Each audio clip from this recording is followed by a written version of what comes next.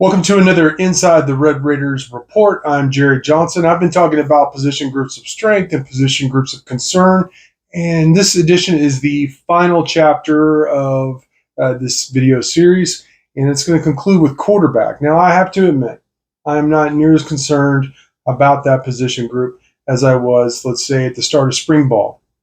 You had concerns about Baron Morton, and then he sat out the second half of spring ball.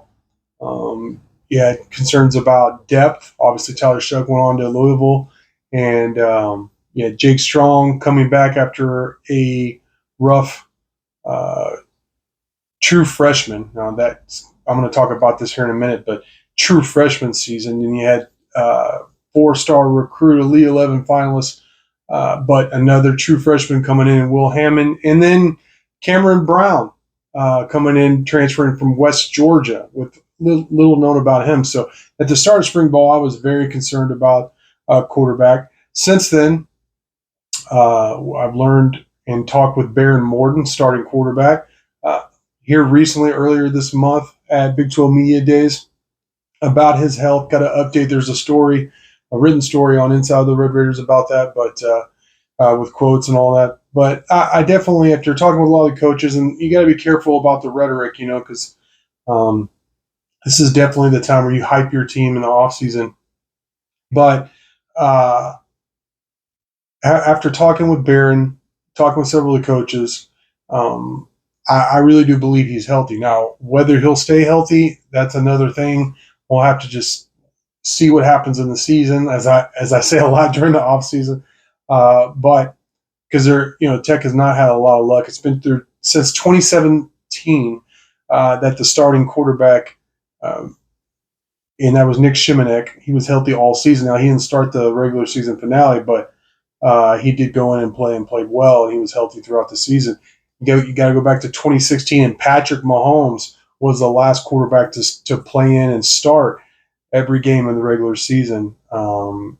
That's, again, 2016. That was a while back now. So Tech has been snake bit at the quarterback position. If they can stay healthy, I really like what I think I know about Baron Morton. He's a very talented guy, has good athleticism.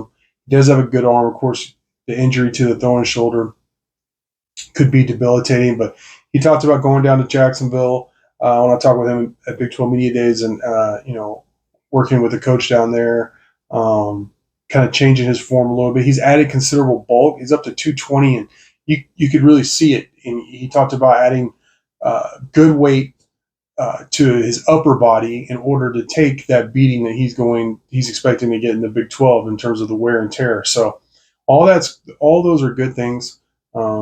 He has a lot of weapons to distribute the ball to. If Baron Morton stays healthy, I think he'll have a monster year. I really do. I think he'll have a very good year. You got an All-American caliber running back in Taj Brooks there with you. Yeah, you brought in Josh Kelly, Caleb Douglas, Jalen Conyers to augment what you already have there with Coy Aiken. Mason Tharp is a really good player. Some of these other receiving targets on the roster, some of these young guys coming up, Micah Hudson, the true freshman 5-star as well. So a lot of weapons to get the ball to. Retooled offensive line, which I've already covered in one of these videos and other stories. So there's hope there as well.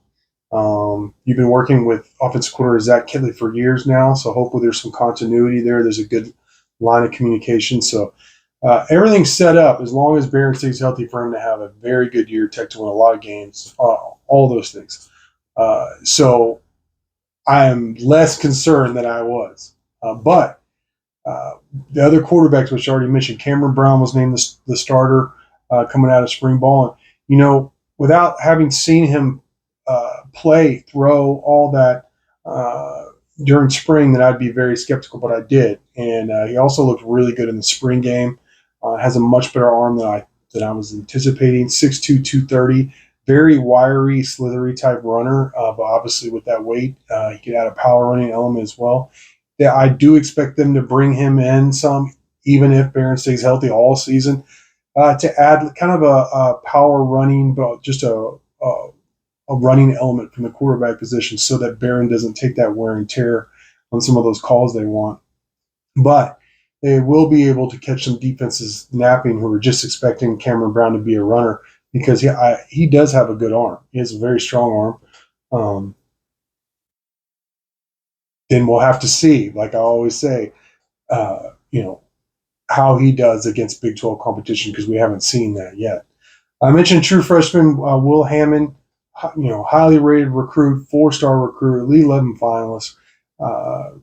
He is a threat with his legs as well. Ran for over 1,000 yards, almost 4,000 yards passing, multiple touchdowns at Hutto, Texas. He came in the limited amount of time that I saw him, a guy down the depth chart doesn't get as many reps. But when I saw him in the spring game, I mean, he was airing it out. His arm looked legit.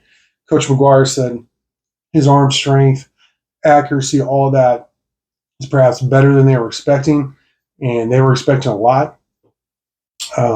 It's really good that he enrolled early, was here in the spring, has been getting acclimated and all that. I expect him to redshirt, but if need be, it would be very interesting to see Will Hammond. Hope to get some season. He can play up to 4 games and still redshirt. And I think the future is really bright for Will Hammond. I think he could be a star player down the road. But this year, as a true freshman, you hope he gets to sit and develop. Like I said, get a little bit of seasoning. And then you have Jake Strong as the 4th scholarship quarterback on the roster. And I know a lot of people have probably already given up on him because he threw 6 interceptions to just 2 touchdowns last year. But man, getting thrown out in the fire in the middle of the Kansas State game, he ripped off that 54-yard run. Had a nice touchdown pass there in that game against a very good Kansas State defense. And then, to have to make your first start on the road at BYU in a night game. Coach McGuire said recently that perhaps when they were about to score, when Jake Strong had that fumbled snap, it was the loudest he's ever heard a stadium in his life, period. So that's a really tough place to play. I'm not trying to make excuses for the kid. I'm just saying let's think about all the facts here. I have not given up on Jake Strong. He's still the same guy. I think that, had a monster career just in the Northwest, was a highly rated recruit, who I believe is a highly intelligent quarterback with all the tools to be successful. I just hope he gets to develop and isn't thrown back into the fire again like we saw last year. I hope he gets a year or so. Because I think by year 3 or year 4, he could be a really good quarterback. Sometimes it just takes time, certainly more than just being thrown out there your true freshman year in the middle of Big 12 play on the road.